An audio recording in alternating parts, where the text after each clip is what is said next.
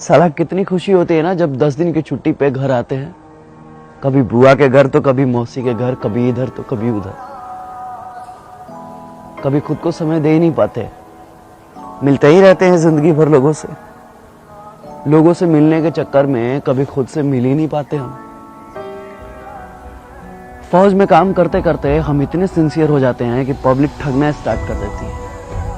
10 का सामान 20 रुपए में बेचते हैं दुकान वाले। कनपट्टी के पास छेहर बाल देखे नहीं कि सामान का रेट बढ़ जाता है, क्योंकि वे जानते हैं कि ये फौजी लोग हैं, बार्गेनिंग करना नहीं जानते हैं। और सच कहें तो हमने कभी मोल भाव करना सीखा ही नहीं।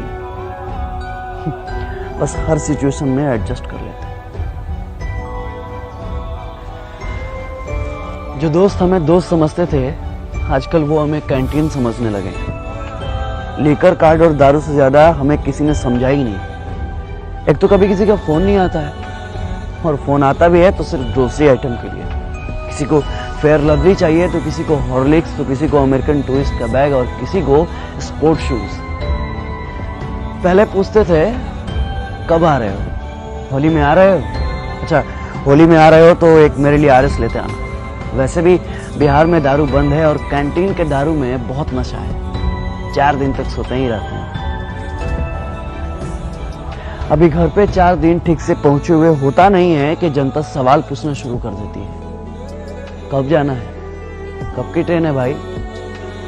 कब जा रहे हो? इतना सवाल तो साला खुद से हमने कभी पूछा ही नहीं जितना बगल वाले पूछते हैं। एक तो कम उम्र में ही आ जाते हैं डिफेंस लाइन में और कट जाते हैं सोशल लाइफ से। कभी किसी के शादी में नहीं जा पाते, कभी किसी के फंक्शन में नहीं जा पाते। शिकायतें सबको रहती हैं कि हम नहीं आते, पर क्या करें, अपनी जिंदगी को बस एडजस्ट कर लेते हैं। अपने पर्सनल लाइफ को सोशल लाइफ से कनेक्ट ही नहीं कर पाते, क्योंकि फौजियों का कोई सोशल लाइफ ही नहीं होता। अरे कंफर्म टिकट की तो दूर की बात है, साला 3 महीने पहले छुट्टी तो कंफर्म है। और हाँ, ये सब हम कुछ बोल भी नहीं सकते, क्योंकि फौजियों के लिए छुट्टी एक प्रिविलेज है, मौलिक अधिकार नहीं। जितना हमने संविधान को समझा है ना, उतना संविधान ने हमें समझा ही नहीं। हमारे अधिकारों में टर्म एंड कंडीशन अप्लाइड कर दिया गया। सेना में पॉलिटिक्स नहीं है, लेकिन आजकल सारा पॉलिटिक्स सेना पर ही होता है, क्योंकि घर घर में हॉर्लिक्स से ज्यादा पॉलिटिक्स चलता है। अब क्या फर्क पड़ता है भाई साहब को कि बगल में 4 घंटे से कौन था? जब कंफर्म सीट नहीं मिलता ना साहब, तो बाथरूम के बगल में कहीं भी सो जाते हैं। कहीं भी मतलब कहीं भी। ऐसा तो हमने कई बार अपने कंफर्म सीट पे लोगों को जगह दी है, अपने साइड लोअर को मिडिल अपर पे एक्सचेंज भी किया। कई बार तो हम खड़े भी हो जाते हैं, मगर दिमाग नहीं लगाते, जज्बात को समझते हैं। आपको क्या पता है कि सुबह 10 बजे जब बिना लंच कराए शाम 4 बजे पुरानी दिल्ली से तिनसुकिया जाने का ऑर्डर आता है, तो ये भी नहीं पता होता है कि ट्रेन है या नहीं है, तो समय है या नहीं।